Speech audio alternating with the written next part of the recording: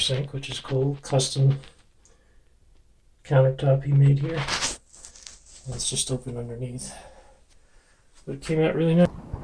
Okay, so here's a small bathroom I built a while back, and I'm going to explain how I did it in the video. And we're going to install the toilet on this end. But it involves cutting through the tile and running a drain pipe into the crawl space on the other side. There's no crawl space right under this. So we're going to grind that hole out and then take up some wood to run a pipe under. Or, since he has extra tiles, we could just do this.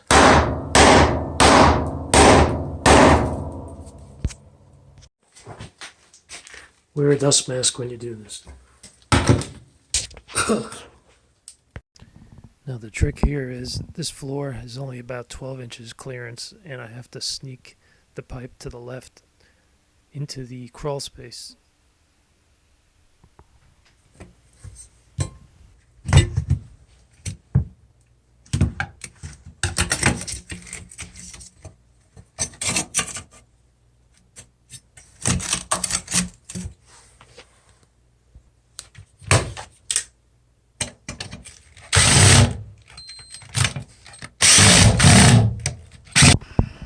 Now, as I'm doing this, I had to put the supply line for the toilet in first so I could stick my hand in the hole.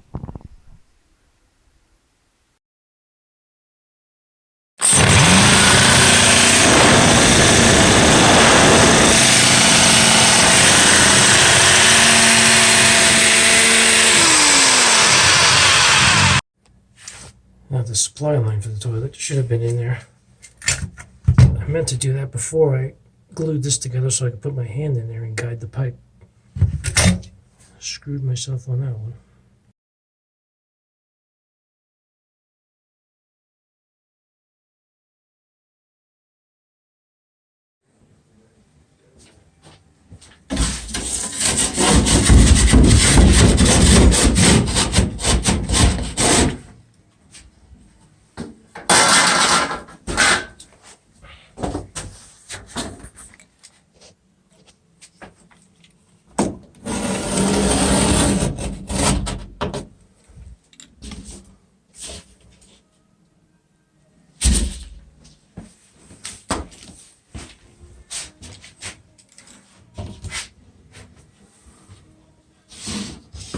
Cut on that line there, pull that piece out. Okay, the T-square, obviously everybody knows, is for scoring vertical lines, but there is a special tool for ripping, although you can use one of these. You line it up on the mark, just kind of dig the corner of the knife into your T-square. I can't do this with my hand, but basically just right down the sheet, and then you got it scored both ways. To cut that angle, score a line on this side. Once you've done that, take the knife and come right through from the other side. Score it or break it all the way through.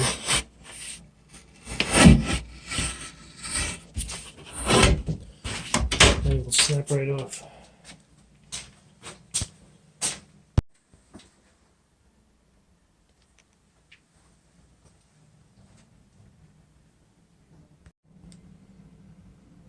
If you can get full sheets, floor to ceiling, saves you a lot of spackling. It's just hard to get them inside here sometimes if you have a small space to work in.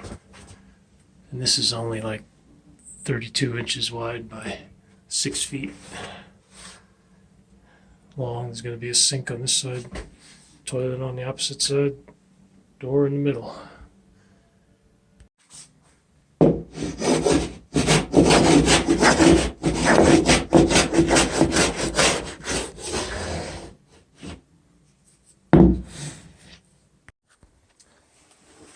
So this is where plumbers earn their money.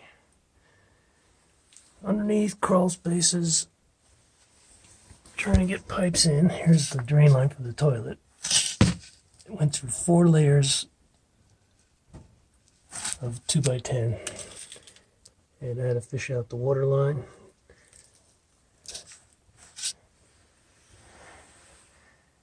And get it as close to the top as I can because there's very little pitch to where I have to join the main line way down there.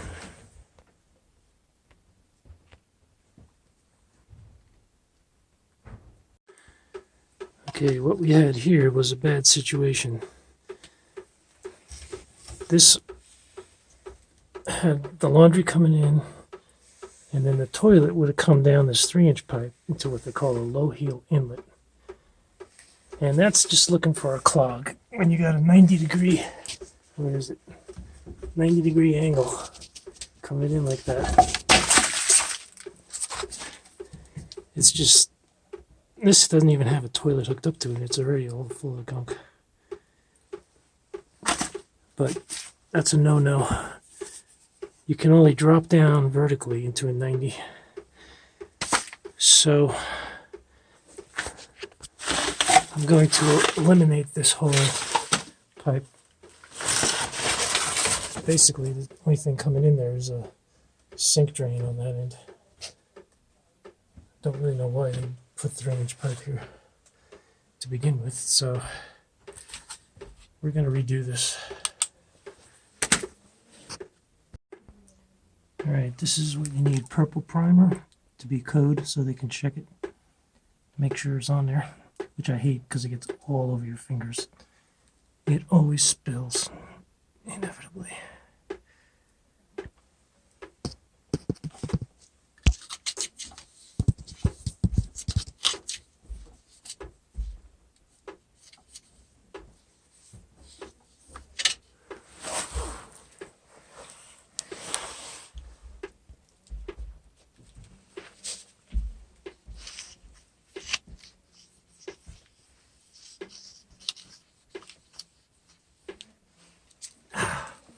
And it went into the cut on my finger. That hurts.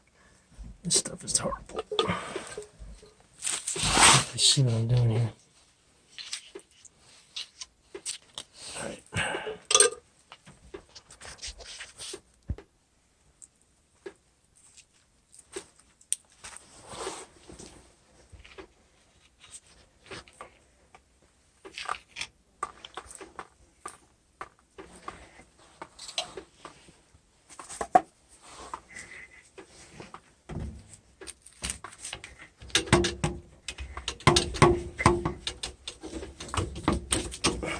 Twist it when you put it on. Okay, and you want a little bit of a slight angle on the Y for the incoming pipe to pitch into it. Okay, this is exactly why I hate using this junk right in my cut. Okay, this old pipe has no purpose in life now, except from that sink, which I'm going to tie it indirectly. So we're going to chop this sucker.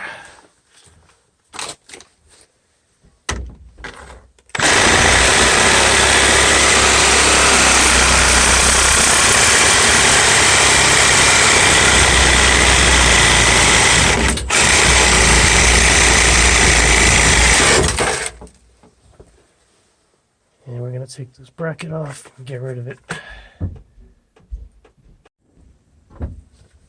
The old pipe broke off. It just fell out. The glue wasn't holding, and now I see there's a crack right here. So we're gonna have to use Fernco fitting to get that tight again, because there's too much connected to it, and I'm not gonna mess with all this.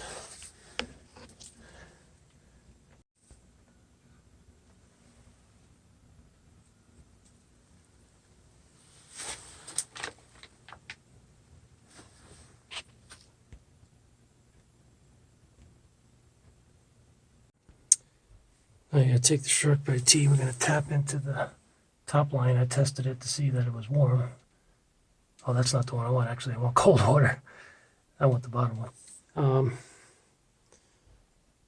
These anti-crush rings, I generally take them out and put them in the tube so they don't jam up Because sometimes when you push these in, they snag on there and they won't go all the way on. So now I'm going to cut the pipe up there and shove the other two connections on and we're good to go. Make sure you turn the water off first.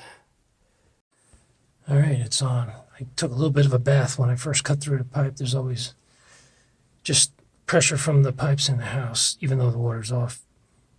Standing head pressure from upstairs pushes some water out. So that's on there good now. I'm going to turn the water back on.